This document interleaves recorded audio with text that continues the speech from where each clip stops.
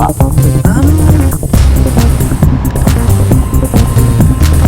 can be lonely.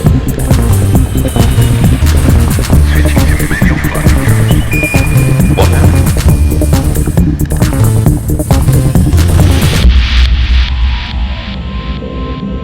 Had to ask. You are live.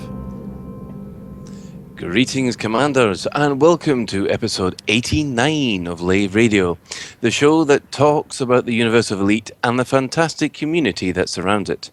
I'm your host, Colin Phoenix to Fire Ford, and joining me in the orange Sidewinder tonight, we have Head of Health and Safety at Lave Station, Commander Bess Moz Woodwood. Who? Exactly.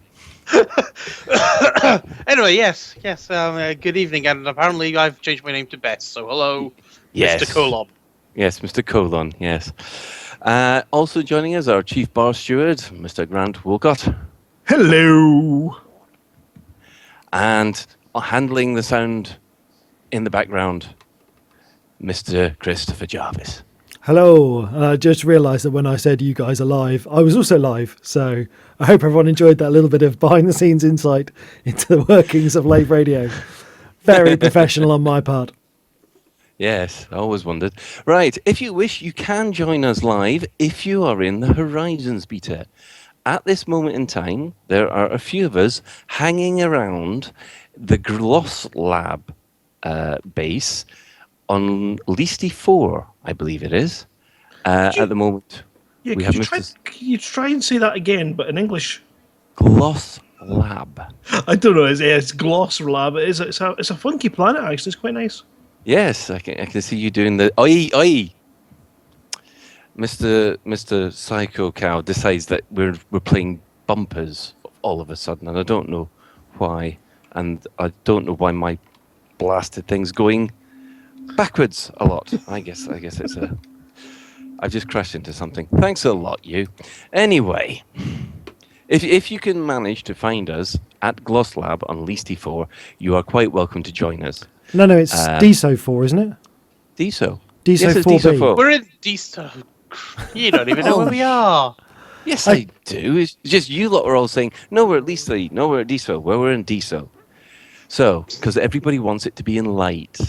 Yeah. Oh, they're all scared of the dark round here, which is ironic since we're in space. Anyway, so let's start with Mr. Jarvis. What have you been up to this week?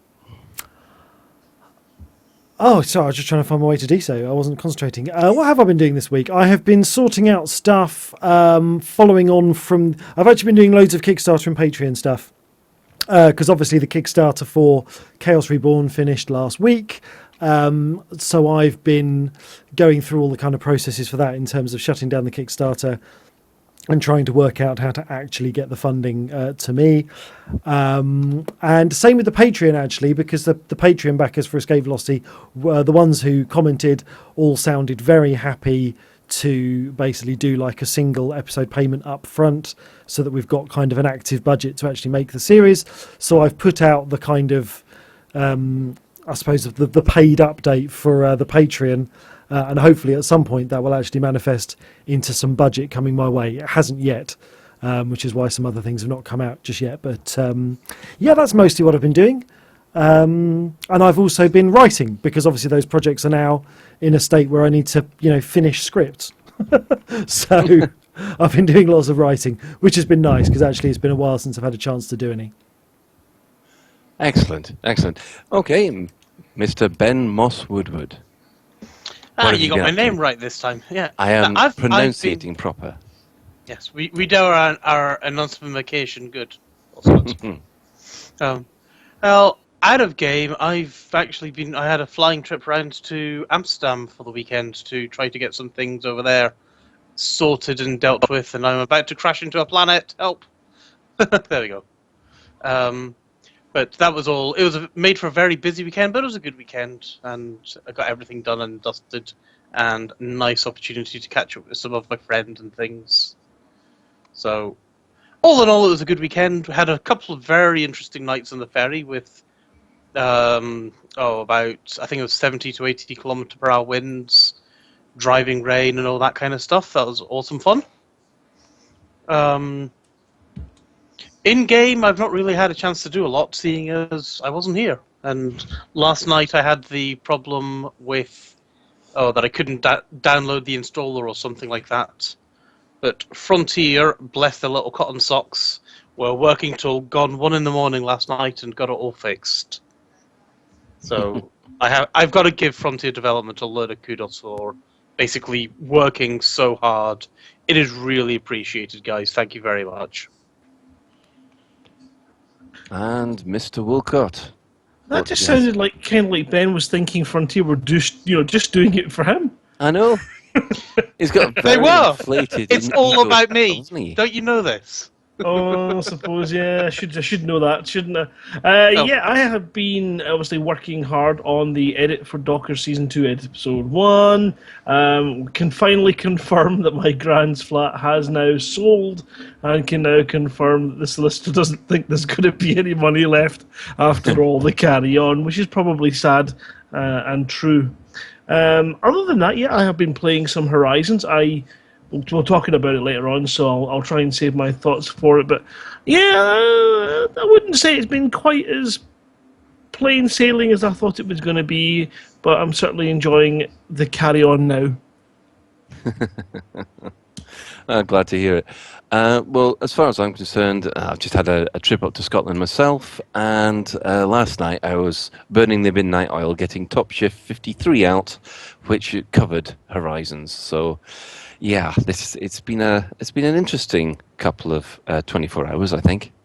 So, moving on, the first thing we've obviously got to talk about is Elite Dangerous 2.0 Horizons has been released in beta, and otherwise we wouldn't be on the planet's surface. So, from everybody who's had a go at it, what are your first impressions? Let's start with Ben. Oh, I'm currently landing for the very first time at its station. So, yeah, I can give you my first impressions live if you want. I successfully managed to get out of orbital cruise, and I'm approaching pad 8. So if you guys want to giggle around pad 8, and... Oh, no, is it pad 8 or 6? I can't see. Pad 6, it looks like. Oh, I can see you actually coming in. Yeah, By the way, so- when we mean first impressions, we don't mean any impressions into the ground. Hey, it doesn't look like I'm going to do a pancake, so that's all good. And I'm coming in now. I think is that you I see there? I'm coming in. Oh, I was rather hoping that I was sitting on the pad that he was going to get. If you want it, Grant, you go onto the pad and I'll land. I can actually see you coming up. I'm just going to... I'm currently come up the hovering run. 40 meters above the pad, waiting for you to tell me to come down and squash you. So for the This is benefit for of the science people, and testing here. yeah, for the benefit of Oh. the people on the stream, I'm just going to do. I was very interested in the stuff that was going on the Frontier dev stream, and Oh, I'm I can just see you in the trying out. Furtherlands. I'm just trying out some of the things that they said, which is keeping my attitude in the blue zone, and I'm basically trying to do a single orbit of the planet before I come in to land with everyone. So it's a bit boring at the moment because I'm basically flying around the dark side. But hopefully, in a minute, we're about to get like a really impressive sunrise. Oh no, there's the sun. Okay, scratch that. Here we go. Oh, well, that was nice and quick then. Yeah. Yeah. So, as far as myself was concerned, I mean, when I saw this last night, I think I completely wiped my save because they were going to do. They wanted people to test the starting position for people on the planets, and I must admit, flying a Sidewinder, launching and landing a Sidewinder on a planet is a little bit of a sphincter twitching moment for me. So how was it for everybody else? Grant? Yeah, well, I've got a video up of an attempted landing by somebody else, but you haven't seen my... I spent last night not able to land at all. No matter what I did, I couldn't get below this drop level. And then I couldn't get the Horizon save either, so I couldn't get the start on the planet. And then eventually the Horizon save came in, and I just thought, oh, you know what, I've had enough for the night, and I gave up. And then I've come in today expecting it's probably just a glitch or, things not going quite to plan. And sure enough, today when I tried to get to the planet, I had a similar issue after it crashed, where it wouldn't let me below 900 kilometers. And then as I forcibly went down below that, it then started telling me that I needed the horizons in order to land on this planet. Why are those ships stacked? I don't know. You're the wrong part of the base, I think. I'm on pad 3, and there is currently, and I kid you not, I'm going to get a screenshot of this. There's 2 Cobras parked on top of each other. Oh. Well, maybe And they that's just where like each other. Sidewinders come from. But yeah, once I managed to I had problems getting into glide mode, and that's a really confusing concept. But it just took me a while to become, au fait with the whole process of how it was going to work and how you come down into orbital cruise, and that's beautifully seamless. And then you drop out of orbital cruise into the sort of planetary glide mode, or just normal flight. The glide mode allows you to cover greater distances. Normal flight is obviously just normal speed, so if you're going to go more than a couple of 100 kilometers, then it's going to be a bit painfully slow, but you can do it.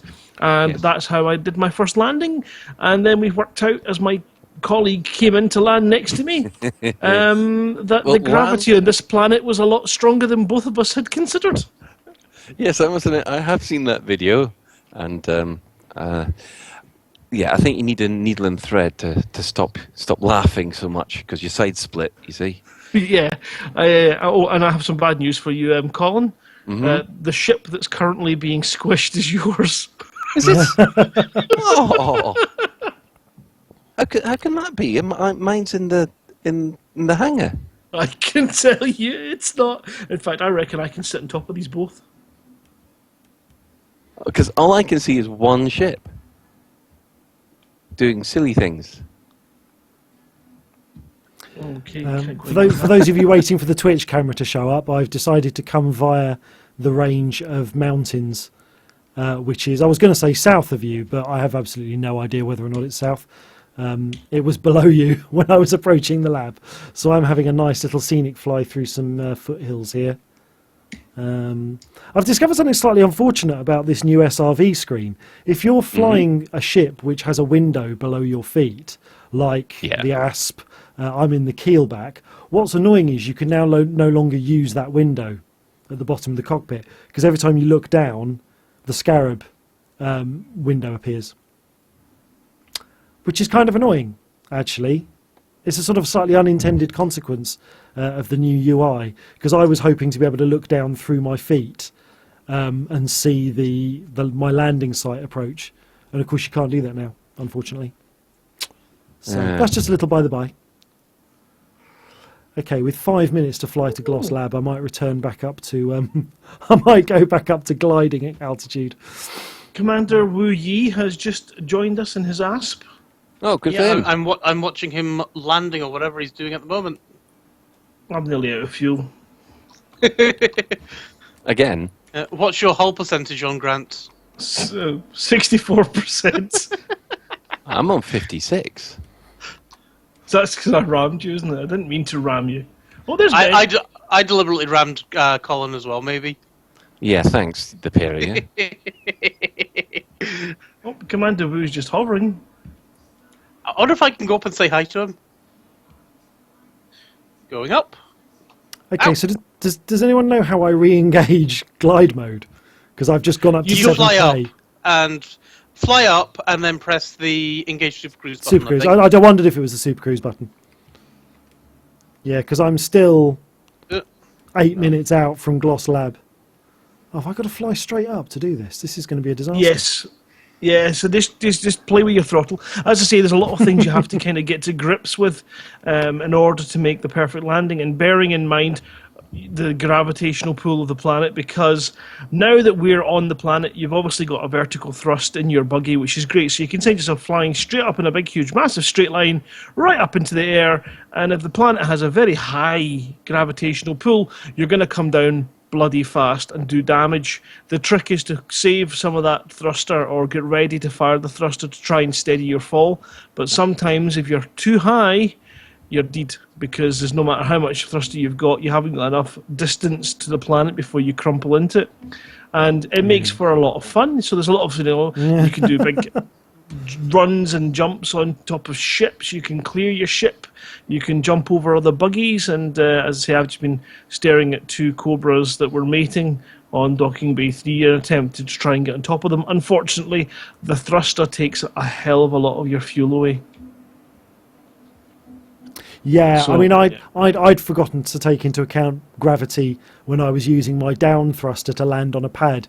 I boosted it as much as I normally do to land on a station, and I just slammed it into the deck. If you want a feel for the gravity, once you're out of orbital cruise, once you're down to that sort of 20, 25 kilometres from the planet's surface, try flight assist off. You'll then get a natural pull from the planet, and it will start to sort of pull you down towards the surface. And you'll then understand exactly how strong that pull is. But yeah, if you go hell for leather towards the planet's surface, you could find yourself not being able to pull out of your descent and ending up as debris. Yeah, I'm or salvage. I'm hoping we're going to start referring to DRP as the derp level. So I'm coming into a planet and I just derped. But yeah, I mean, I'd have to say, my first impression of this was very meh because of all the bugs I was having. It wasn't clear that they were bugs. It just didn't make sense. People are saying, you need to get your planetary landing module and you also need to have a buggy carrier. And I thought, well, that doesn't make sense. If I just want to land on a planet, I don't give a crap about going out in a buggy, so surely I could just do it with the planetary landing module. I thought, but I can't do it with either. I still can't bloomin' land. Who's this about to squish me? I still can't. It's another asp. I still can't land on the planet. I can't get past this. Still, Commander Wii U. I just can't get past this DRP level, and it's so high that it's not feasible for me to try and manually land. But of course, it turned out that was a bug where it was detecting or not detecting that I had horizons, and today has corrected that. But yeah, you just got to take it slow. Is that a Cobra upside down? Oh, we've got a Federal Corvette coming into land. Commander Payne's showing up. Oh, I'm going to have to launch just to see this. Robert Perry who was mating with Colin's Cobra, has parked his Cobra upside down on a ramp at the side of one of the landing pads. He's trying some boosting. You're on a planet, mate. You're on a planet. I've got a feeling we are now going to have a new batch of amazingly bad NPC pilots. Yeah. Yeah, that's definitely going to need fixing. Well, I can see the Corvette. Commander Payne in his Corvette. Let's have a look and see. So, I mean, at the moment, it's kind of Horizons is a bit of eye candy. It's tricky to get a hang of it. That orbital descent thing is quite. Now that it's working the way I think it should have worked, and it's doing what it should do. Then it kind of becomes that second nature thing. It's not like Super Cruise where you then drop out and then you dock. It's very much like Super Cruise straight into orbital cruise. He's doing some kind of weird looping system there. He's donutting in space. Oh, and he's disappeared. That means the matchmaking service is causing problems. And that's the other side, of course. It's a beta, there's tons of bugs, and you just do something, and then somebody disappears, and then you, 10 minutes later, lose control of your buggy. It starts going hell for leather in all kinds of directions, and then boom, tells you the matchmaking server's dropped, and then you're back in. So it's loads of bugs that are tricky to sort of play and get a feel around. But, that's what we're doing it for. We're going to report all these bugs, and I think I have a little update for the NPC controls, because they don't seem to understand that on a planet you have to maintain a little bit of height, and if you are upside down with your landing gear out and you park it at this particular angle, that's not docking. I think I'm going to go and sit on top of them. Well, that's not all that's been happening this week. At the moment, there are 2 betas in progress, one of which is the 1.5 beta, which is 64-bit. That's continuing on in parallel. Has anybody had a chance to try the 64-bit 1.5? Yeah. Nah. I just wondered if there's actually Too a excited performance about increase over the... But in other news, we've got black paint jobs, which were available for... Oh dear. Oh dear. I've just Yes, crashed a you desktop. face planted. Oh, I've got you marked as destroyed. Yeah, no, I just had a... let me go to the holding page on Twitch for a moment. Yeah, no, I just had a crash to desktop there in the beta. Evidently, it did not want to deploy my SRV. So let me just send in that bug report. Well, yes, we've got new T-shirts, new skins, lots of stuff in the store. Does anybody see the funky the synth skins? Yeah. Anyone? I've seen them. Not your kind of taste, is it? Not so much. Yeah. With some new T-shirts and things like that. Did you notice that Adam was actually sporting the Wings t-shirt this evening on the stream? Unfortunately not. I was too busy putting the kids to bed. All right. Well, Rock and roll lifestyles of their Lave Radio presenters. True, I know. And I've come in the wrong way, I think. No.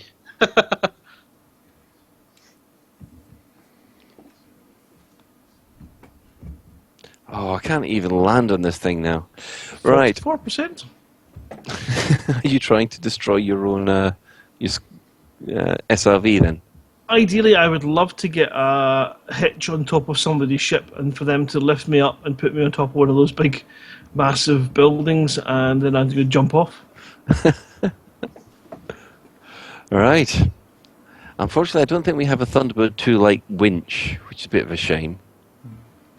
So, okay, so the beauty of me having a crash while deploying the SRV means that we're now streaming the quite nice SRV loading screen that you get if you saved out of the game while you were deployed. It's quite nice because you wouldn't see it otherwise, and it's quite a nice little model.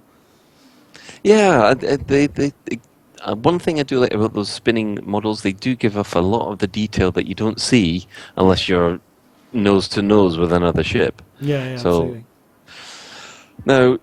Now, there are a few other items which were discovered discussed in the dev update last Friday or Thursday by Mr. Brooks. Apparently, there are some changes coming in with the speed of the shield recharging while docking has been increased. There's new more flexible system to populate systems and settlements in Horizons.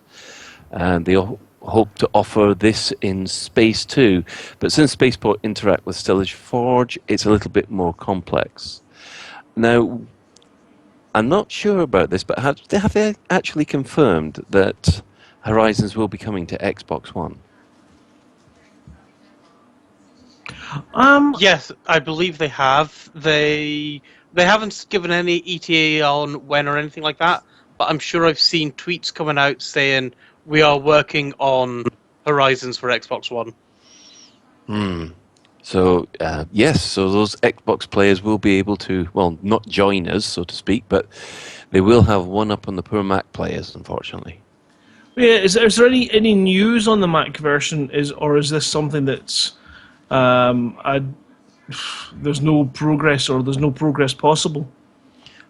Well, I was under the impression that it's a case of no progress is possible until Apple pull their finger out. And, yes, good luck with trying to convince Apple they need to do something. Yeah, unless there's some other way that you can basically get these compute shaders to run under OS 10. I don't know if there's a lot that Frontier can do. No. Or if there's a way that Frontier can do these things without the compute shaders, but it's a bit of a showstopper.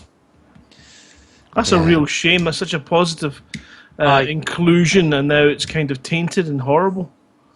It is. Oh, well, that's good to know. My Scarab has just got pulled up into my ship and then deployed again, and it's now back to 100%. So I guess as soon as you dock your ship, your Scarab's repaired. Oops, that was a hard hit. 20%. No. Ah. Well, the other thing is work continues with the VR. Is it the HR Vibe? It does seem that is kind of the primary development VR headset for Elite Dangerous now. Oh, say it isn't so.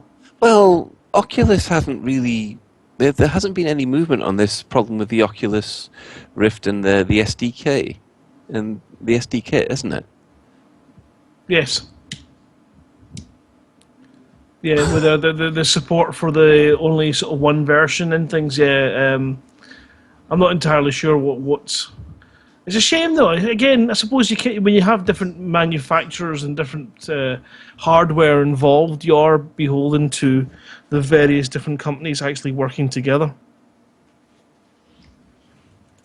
and that's not always possible.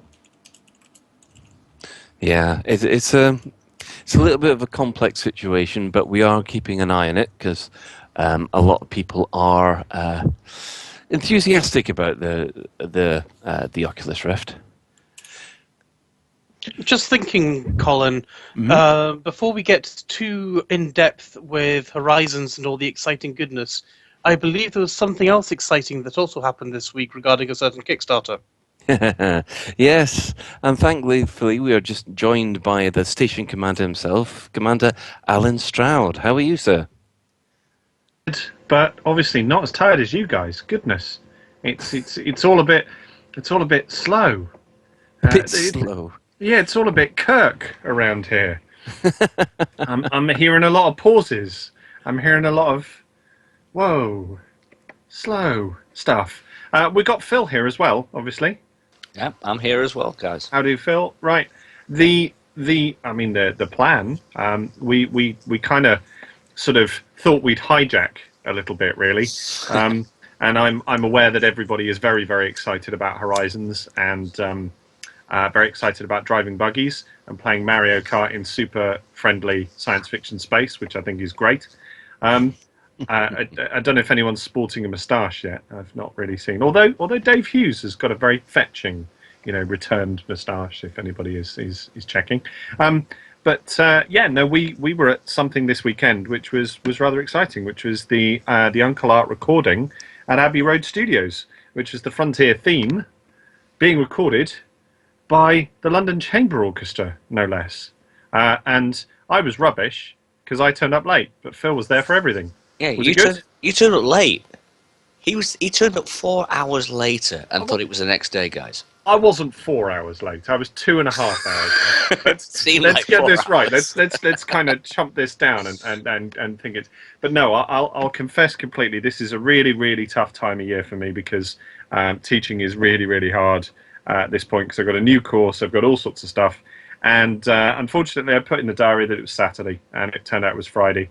So I did a newspaper interview first thing in the morning, and then went, and then got a phone call from Kieran, one of the other halves of one of the Lowe family, and Kieran phoned me up and said, "Are you coming?"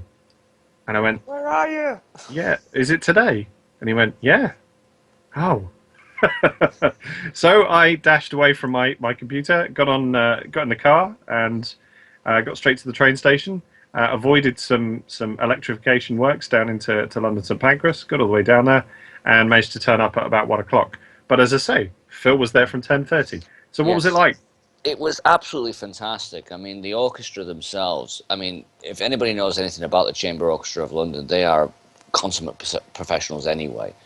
But the way they just gelled from their initial straightforward performance of practicing right through to the main sessions and the resurgence takes that they did on the actual set was absolutely fantastic. I mean, we've heard many a year over course of being Elite fans. Various recreations of the Frontier theme from way back in the 90s to the 2000s to the wonderful Jamie Treacher track that we all know and love. But this one really sells it. I mean, imagine the Amiga and the Atari ST version done properly is an understatement. They really sold it. I think it was quite amazing, and and I caught the last bit of the stringed orchestra in the morning, because it was most of the orchestra recording from 10:30. That's right. They did it in 2 sets. Yeah, that's right. And then the afternoon was percussion, and I caught the last half hour. And the thing that you noticed was that I've been at orchestra performances before, and let's be clear that we're talking about the Frontier 1993 film and the second theme. The 1993 theme and the second theme recorded. So 2 tracks, and they're basically doing a playthrough recording, and then they're doing spot sections that they can kind of edit in and what have you. And the thing that struck me is just the precision. The fact that these guys had literally picked up the music first thing that morning, probably not taken it home or anything, just turned up and gone, oh yeah, and then just the precision of it was amazing. And I mean, you write a lot of music, Phil. I write my small bit of music. It was just, by comparison, there just isn't one, is there really? No, there wasn't. You're quite on the ball with that one, Alan. It was so in tuned. It's like they just picked up the script, the actual sheet music, and they were making subtle little edits on the fly where they're going, can we have a bit more crescendo here and stuff like that, and can we have a little bit more treble there and stuff like that. They really were in tune, and the orchestra themselves were actually asking the conductor, and then he ran it by the booth with Dave and everybody else saying, would that work better? And they went, yeah. So they did another take on it, and they slowly but surely built it up over time when they were doing the actual main orchestral versions of the 2 themes, to where it sounded not only like what we know and love, but it sounded absolutely amazingly better, because they got more they got more confident with it, Yeah, I think as well there's kind of, and I think we said on the day, it isn't, these things aren't about volume as we kind of think of it on a dial on a pair of headphones or a pair of speakers. Right, yeah. There's something about size, isn't there? Mm-hmm. And there's something about the way in which, when you have, I don't know, 20 violins, 15 violins, the size of the sound, it's so different to what you're used to on a synthesizer, particularly when you're there sitting there nice and quiet. Incidentally, we were phones off, weren't we, or on silent? We had to. Yeah. Sat in a corner, basically trying to think of something to do with your hands, trying to work out where you're supposed to look. But it was, there's something about the size of the sound was just incredible. Yeah. And of course, then we had a bit of a chat with Daisy, we had a bit of a chat with Holly, and we had a bit of a chat with Dave. We ended up on the documentary with Lucy as well. Yeah, no, absolutely. They've recorded everything as a little documentary as well, which we're hoping will go to Kickstarter backers and people will be able to see fairly soon when they start to put that together.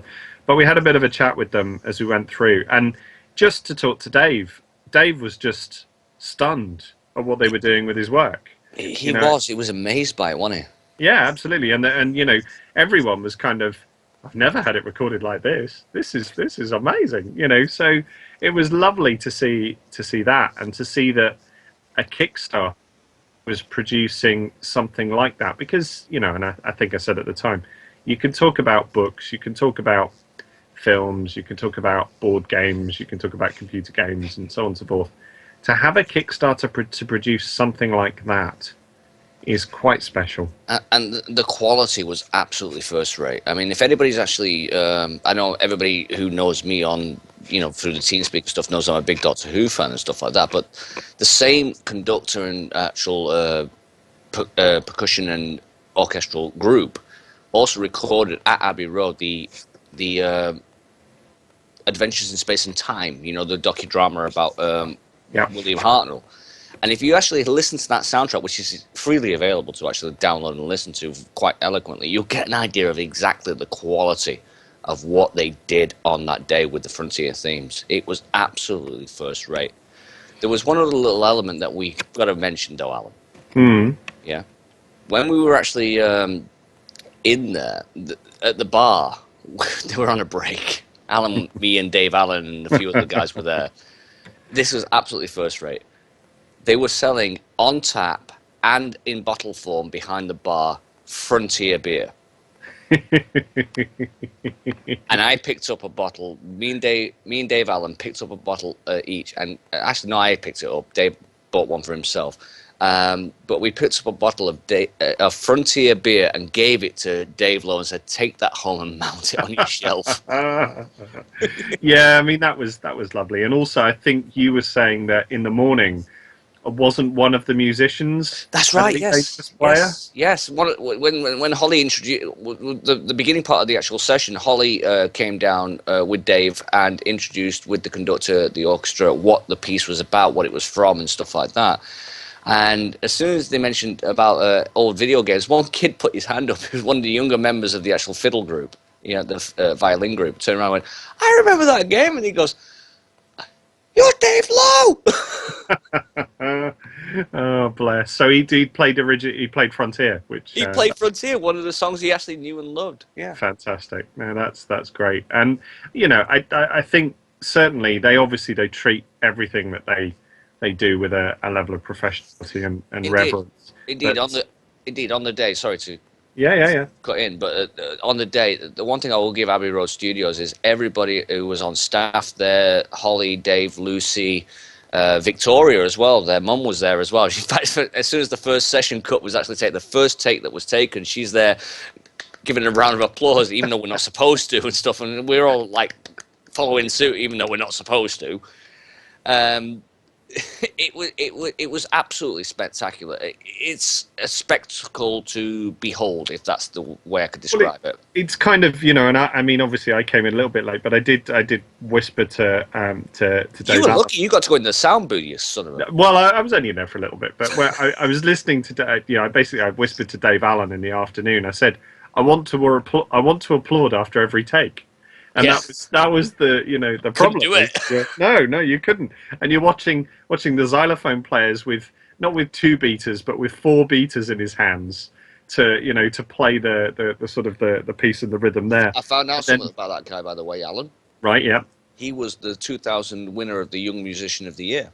Oh wow, there we go. So, but also seeing how when they were working out the timps and working out the different percussion set, you had like 4 or 5 percussion guys, and what they were doing is going, okay, well, this is how the line works, but I can't get from this instrument to this instrument, so how are we going to do it? Oh, well, I'll at this point, and you go from there to transfer over to, and it was kind of, wasn't it? It was kind of a. It was weird. It was really a mismatch, but the one thing is, those guys really managed to sell it.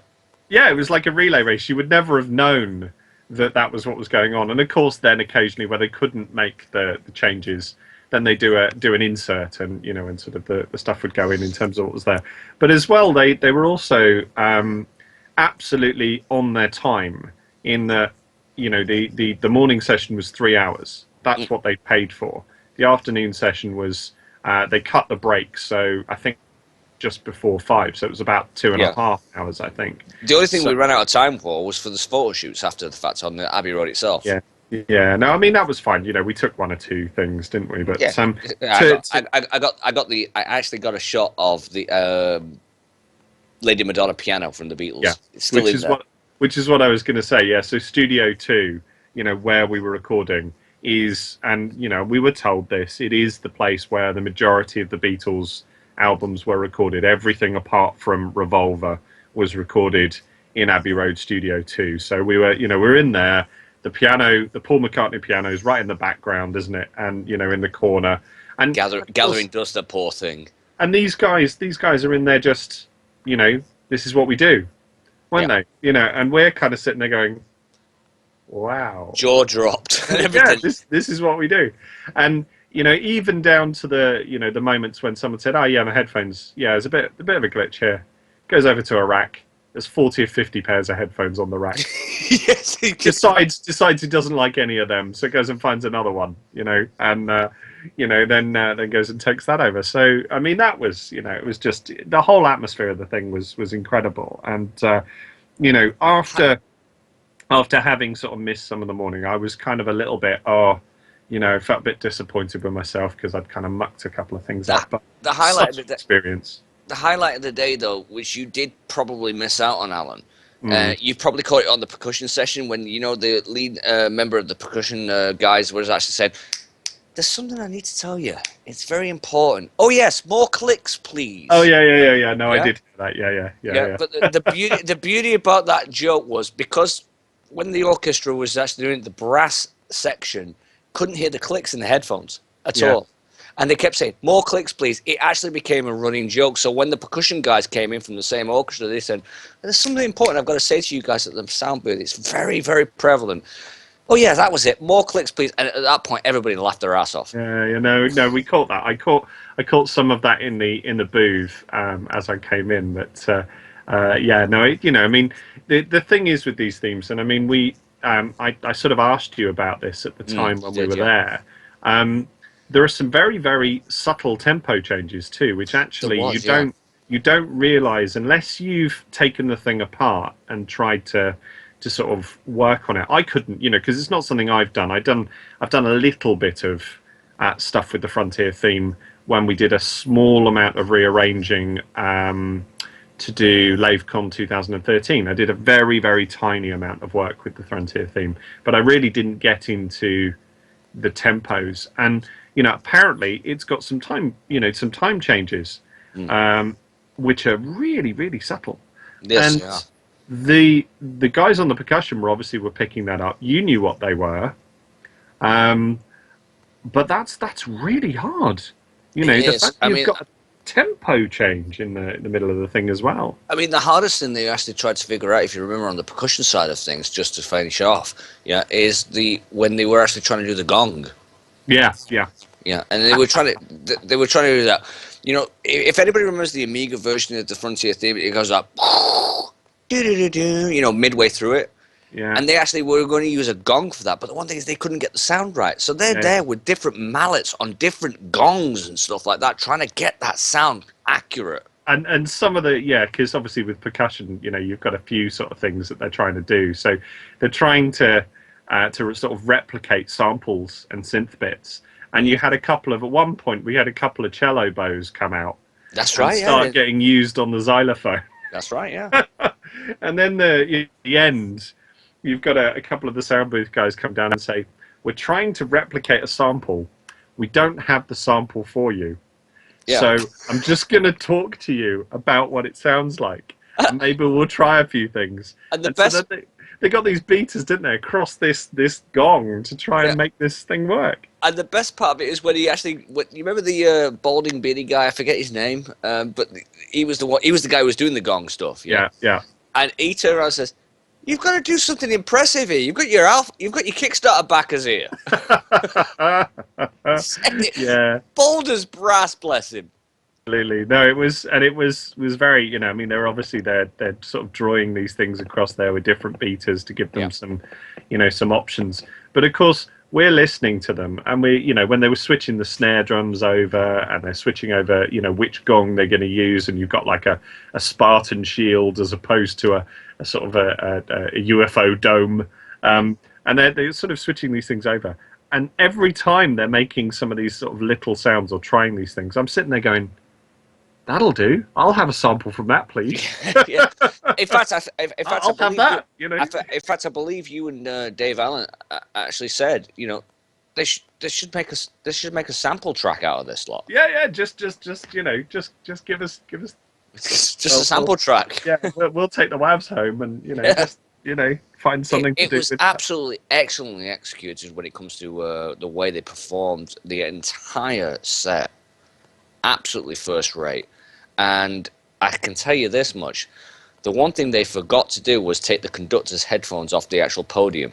So when they were actually doing the percussion, we could hear the backing track they were mixing it with, and it will sound good. Yeah, no, absolutely. And that was lovely. That was certainly when, in the afternoons able to hear the backing track through the headphones, which was nice. And I don't think that interfered with the the recording.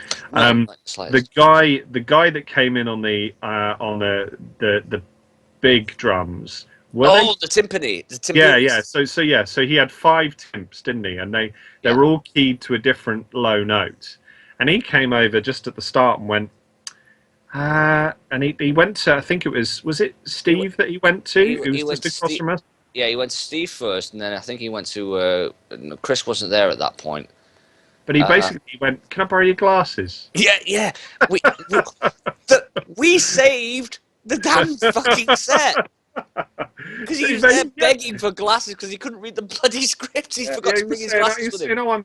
I'm all right, but I could do with it, And then he went back across, and then you just heard that stuff, and that yes, you've got snares, yes, you've got a gong, and then you've got these huge drums, and they're obviously keyed to the different pitch, and just when they went through, the suddenly that rhythm track, which you know what it's like when you're putting a rhythm track together. It kind of, you work samples, or you work out, you sort of program it, or whichever way you're going to go. But the dynamic change, the snare drum was the best one because of the way they were working that.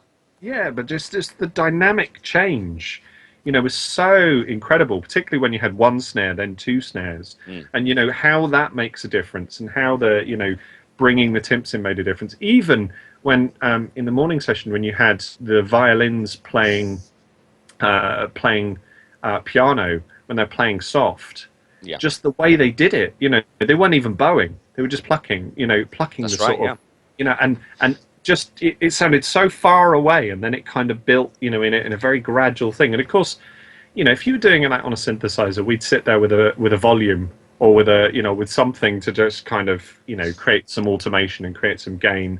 But the difference with a live instrument is just so much. The beauty of it, though, Alan, and for the rest of you guys as well, is the one thing is we could actually hear the various takes. Alan obviously came in late, so we didn't hear the earlier takes. But when I was hearing the orchestra, I was like going, and a lot of the guys were going, "This doesn't sound right," But then as soon as the percussion guys came in later on, I mean, Stephen Usher was there as well. He had to, unfortunately, go as well, It was a shame not to talk to him, actually. Hi, Steve, if you're here, I did see you. He was there. Bless him. Nice to see you, Stephen. Yeah. He had to go, but he had some family emergency. But he was there, and he did catch most of the early parts of the sessions. However, what was the most important thing about the whole recording session is how it's pieced together. Yeah. And it was really interesting to see how the process went, because when some of the cuts you were like, that doesn't quite work. And then when you actually hear it with while the percussion guys are playing, and then especially with the glockenspiel and the xylophone. Yeah. Yeah, you're like going, you can hear the beep, beep, beep, beep, beep, beep, beep, beep, beep, beep, beep, beep, beep, and I'm going, oh, now it makes sense with the orchestra, because they've got the different parts of the actual, different elements. It's like a jigsaw puzzle. Absolutely. No, I thought it was incredible. So, I think the one thing we probably want to wrap on in terms of this segment is congratulations to everybody with to do with Uncle Art and to Dave Lowe and the Kickstarter. To reassure any backers out there, it's going to be in epic. Safe hands. Yeah, it's absolutely going to be tremendous. What we heard was incredible. I believe there are some attempts at foot, and it was certainly talked about on the day, to try and see if they can get the piece on Classic FM. That's what they're doing with what they're doing. If you go to their Kickstarter page now, they're actually doing pre-orders via a button. Right. And that will allow people who have not Kickstarted it to actually buy or pre-order the single version of the orchestral recordings that we actually witnessed. Yeah, no, and I mean, we'd love to hear it played on Classic FM. We're hoping then that, it would then hit an audience, because the theme tune's so iconic. It would then hit an audience that would go a little bit beyond Elite Dangerous and go a little bit beyond Frontier. And if any of the Elite Dangerous devs are listening, get it in the game. God, get it in the game. From what we heard, it needs to be in the game. You have the London Chamber Orchestra recording this theme tune. Get it in the game. Suck it up and talk to Dave Lowe. Absolutely. Well, I mean, they just need to, I'm sure they were up for that conversation as soon as anybody contacted them. So yeah, and they'd love to have it included. So I think, it would be great if Frontier would be prepared to just pick up the phone or to fire off an email and just talk to Dave, because he's so enthused about that piece and so enthused about the recording. Okay, I think that probably does us for talking about Uncle Art and the Kickstarter. Yeah, Guys, what else have you got for us related to Elite Dangerous Horizons? I've got crashes to desktop. So have I. Apologies to people watching the stream. For some reason, whenever I actually get near the base and all the other players in my SRV, I did have a good drive around, and I was going to attempt to have a look at some ships from the ground, and then I had another crash to desktop. And if anything, if it happens again the way it happened last time, I will be in my SRV on a deserted part of the planet about 50 clicks away from your position. So I will have to get back in my ship, fly back up to Chris, I'm orbital jealous cruise and back anyway. down again. Well, yeah, I know. The thing is, it is amazing. And I think one of the things I'd like to talk about tonight, because obviously the big headline with Horizons, I think, is obviously landing on planets and driving around in the SRV. I have been, for those people watching the stream, I have been trying to follow the radar blips on the little scanner and trying to scavenge for some items on the planet's surface. That's been quite good fun. But the thing I would like to talk about, there are loads of new mission types that have appeared in the missions, and I don't know if anyone else has had a chance to try them and whether they've experienced the same bugs that I have. Well, unfortunately, the only experience that we've had at the moment has been driving around our outpost, and so far I think we get about 8 or 9 commanders in the instance, and then that's it. It seems to start having trouble when you have that many people. Yeah. So Can I think ask something, actually?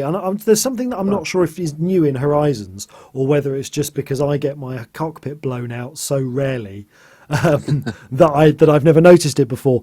But is it right that when your cockpit glass gets blown out, you can no longer see your heads-up display? You can only see Yes. it on the broken bits of glass. That's right.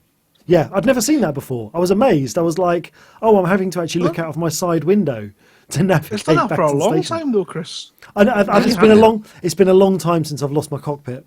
To be fair. Right, yes. It's been like that for a long time. But Yeah, it I wondered. becomes very difficult when you've got that and an oxygen countdown, and you've got to try and work out what dot is the station that you're aiming for and how close it is. So it can be quite disorientating, but awesome. Well, thankfully, it actually dropped me back into the station where everyone's driving around, so I am back in the action already.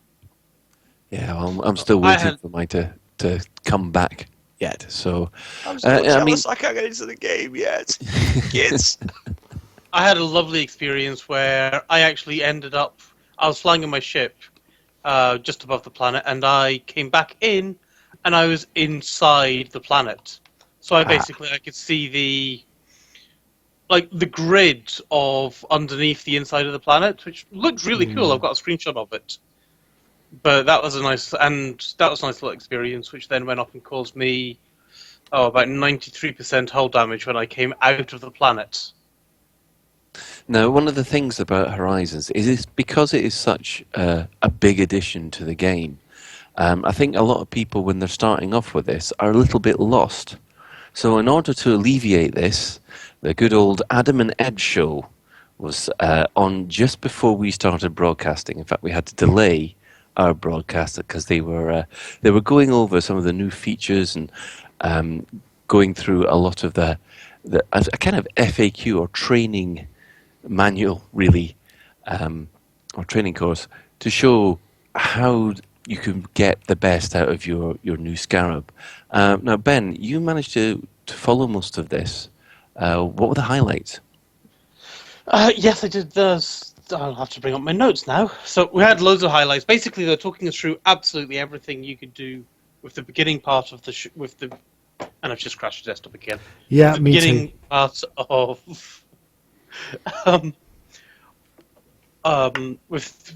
sorry, that's totally thrown me. They've showed us basically everything you can do in Frontier Horizons.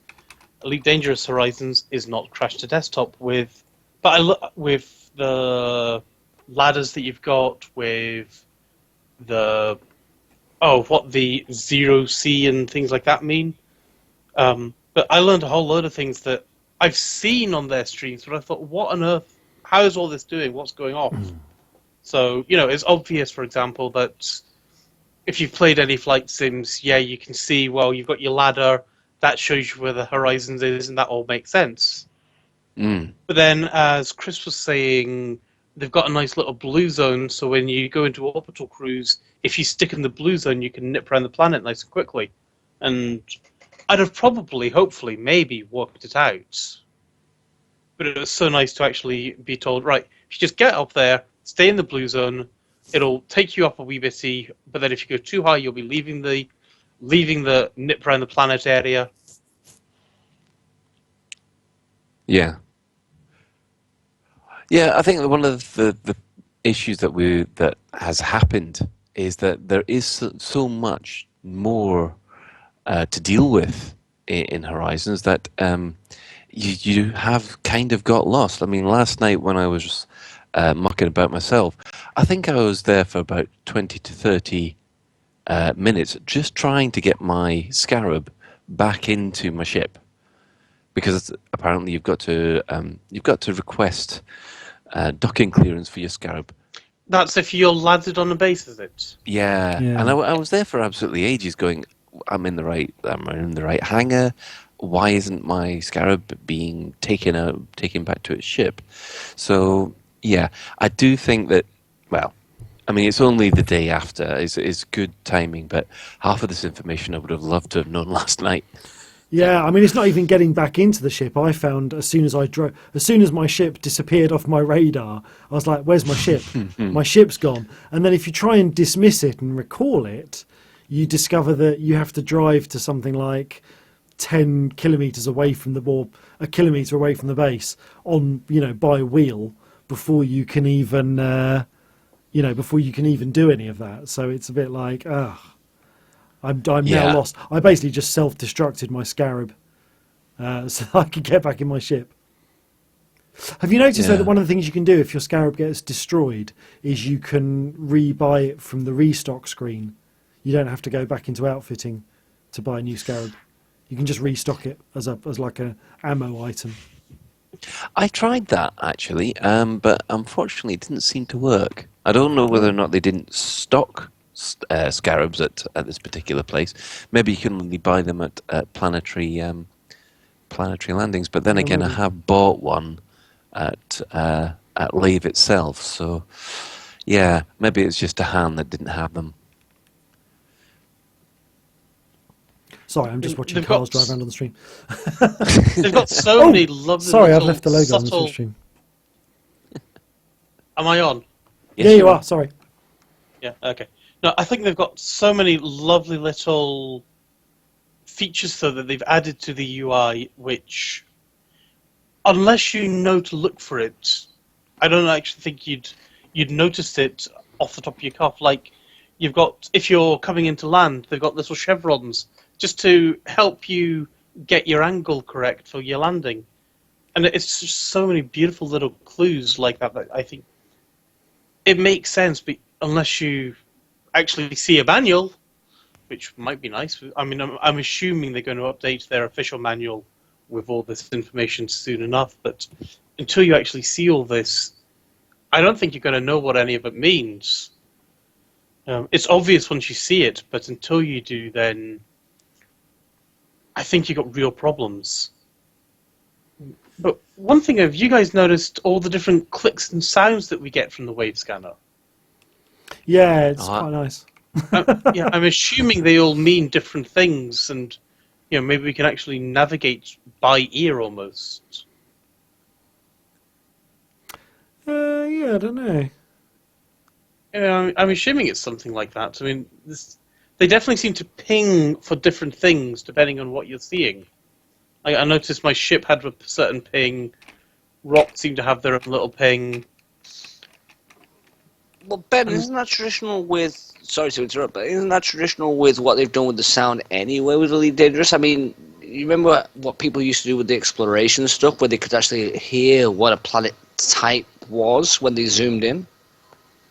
They might have, and people who have got better ears than I have can hear that kind of thing, but maybe it's because I've not done so much exploring that I don't notice it so much. I'm not put some saying of the just on sound the on. exploring side. Yeah, I'm not saying on the exploring side per se, but the one thing is the quality of what they do with the sound is very eloquent with that. Fabulous, isn't it? I mean, Yeah. I think we've all loved the sound that you guys do. Shame they didn't get that golden joystick. They should have done. Is somebody making piggy noises just now, actually? Yeah, I thought I'd play the scanner sounds into the stream so that people could enjoy them. It's unique sound dynamic. It really Yeah. is. Even It when you does just sound a sat little there- bit like an unwell budgie. Yeah, he's got a point. Yeah, well, moving on, there isn't just the Horizons things to worry about. The Educating Ed series is continuing, and I do believe, Grant, there's a very important Educating Ed coming up quite soon. Well, yes, you could say that. If you had been following any of the Hutton Orbital radio interviews that we did 2 weeks ago, where we did the apprentice mock-up, we were looking for a new intern, and of course Ed managed to win the position to be our convoy leader. We explained to him what was involved. We gave him a list of all the stuff that he had to do in organisation for the event. He then said, but you know, I could just press a button and have my hold full of those rares. No, Ed, that's not how this game is played. We don't have a magic button. You don't get to do that. So we have been quite strict with him to make him do all the things that we would expect of him to do, including, you know, making sure he's got all the fuel rats ready and on board. So he's been involved in that and seen what goes into running one of these large convoys of, I think this time we're taking some glue from ZC to Mayport. The route is at the moment top secret. There was a leak, but we plugged it a little bit with a moment of, they put a picture over the route on the PDF, and anybody getting the link late then got that version of it, which is quite funny. So yeah, we're expecting that Thursday night at 8 PM. We kick off. We'll be broadcasting live on Hutton Orbital Radio. I think we can probably host it on Lave Radio too, on the live stream, so you can listen to it. It will, of course, be an official Elite Dangerous Twitch stream, so you'll be able to watch it and take part there. If you want to take part in it, then if you visit the Hutton Orbital website, there is on the news and events page information, and there's also a link up there to the Facebook page. You can register yourself into one of the wings. We're doing it by ship skins, so we've got colour wings, we've got wireframe wings, we've got the rainbow orca wing, so they'll be stranded, or we should really call them fuel rat fodder. And the mission is again to do time jumps of all run by Ed Lewis as he attempts to get us all to the destination safely and with plenty of fuel to get us there as well. So we also need protection from the pirates because they're out to stop him. And yeah, it's going to be another fun escapade, and I think we've got the best part of, I'm not sure quite if we've hit over 100 yet or not, participants, but if the regulars turn up, it's going to be 300-400 people. Xbox can join us, which is great for the first time. All they've got to do is tune into Hutton Orbital Radio or tune into the Twitch stream or the YouTube stream from Frontier and just follow along. Send messages in-game if you can, or through the Facebook pages to the Hutton Truckers, and we will give you and your wings shout-outs and keep in touch with you throughout the event so that you can be part of the whole thing too. And yeah, it's going to be exciting. It really is. Well, just touching on the other members of the community, it does seem that in addition to the Adam and Ed show, that there's been a really nice summary of Horizons informed by Commander Barking Mad and Commander Zorito. Is that how you pronounce Commander Zorito? I hope so. It works for me. Yes, so if you can if you find them, they're... whereabouts were they, Ben? That was found on Reddit. That's Yes. where I dug it up from. I just thought it was a really, really nicely done and very well laid out presentation, just telling us all the information that we've been told that maybe we've forgotten because there's been so much that it sometimes glosses over a wee bitty. And I'm sure they'll add these things that we discovered this evening probably to that document, because they've been pretty good at updating it as new information comes out as well. Excellent. And of course, if you want to have a laugh at really bad Sidewinder piloting, Top Shift 53 Showing Horizons is available out now. Have we got any questions from anybody on Facebook or Twitter? Oh, have you given a big shout out for LaveCon next year? LaveCon next year? Dun dun dun. I know. We haven't. No, because crikey, we really need to. LaveCon 2016 is obviously coming soon. You have been saving that. I'm going there so I can see DoubleCam 2.0 in high definition. In both cheeks. The official dates have now been released. Tickets will be available soon, or should I say soon. We've not got details of them yet, but it was one of these things where we forgot to mention it last week as the dates were confirmed. And if I'm not mistaken, is Alan still here or has he left? I'm afraid Alan's moved on. Alan left, unfortunately, yeah. He's left us. We shall miss him. But then we can reload. So, yes, and now, I'll make sure I don't get these dates wrong, it's the 16th and 17th of July 2016. Yes, those are the confirmed dates that we've got so far. And at the same venue as last year, which is even better, so I'll know how to get there. That does make a big difference. I know it doesn't sound like it does, but that does make a big difference because it's a beautiful venue, and all the little issues that we struggled with last year, the things that, we had a lot of, Karen was very up on getting feedback from people about last year's event. Yeah, and green screens falling on Grant. Yeah, green screens falling on, some of the issues with the food and things. So all this has been fed back to the venue, and we are really, really, really hoping that this time it will be as close to perfect. In fact, no, it's going to be beyond perfect. It's going to be amazing. It was amazing last time. It's going to be even more amazing this year. There's going to be more stuff for you to do, more things to play. It's going to be great, and that's at the Sedgebrook Hall, the 16th and 17th of July. So keep an eye on the Facebook page and on the Lave Radio page. We will put up the details of where and how to get those tickets once they are all finalised, which will be soon. Right, well, I think it just remains to say we've got to thank all the commanders that have actually joined us down here at the Lost Lab and Diso 4. Now, I have to point out, it is quite intimidating to have an Asp Explorer right in front of you from Commander Zuli deploy his hardpoints when you're just in one of these buggies. But flying around, crashing, and generally causing mayhem, we have Commander Azion, Commander Barry Shiro, Commander Nexus Reject, Commander Ventura, Commander John Whitehouse, and of course the aforementioned Commander Zuli. So I think that will be it for another episode of Lave Radio. If you'd like to get in touch with the show, then you can email info@laveradio.com, Facebook/Lave Radio, and @Lave Radio on Twitter.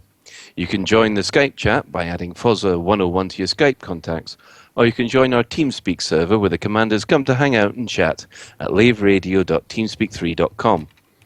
Lave Radio is recorded live on Tuesday at about 8:30. Unfortunately, we've been delayed a little today because of the Adam and Ed show, and it's normally streamed out on http laveradio.com.live. Now, thanks to Alan, thanks to Phil, thanks to Ben, thanks to Chris, and thanks to Grant, and thanks to all those commanders that have joined us in the dirt.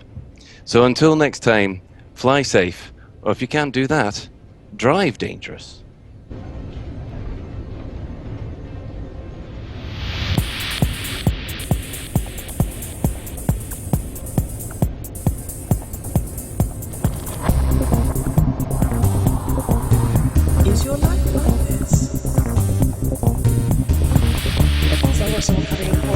uncertainty.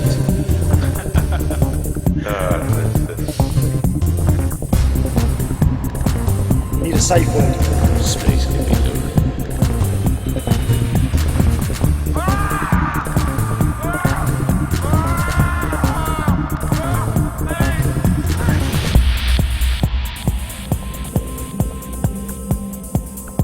I'm gonna see the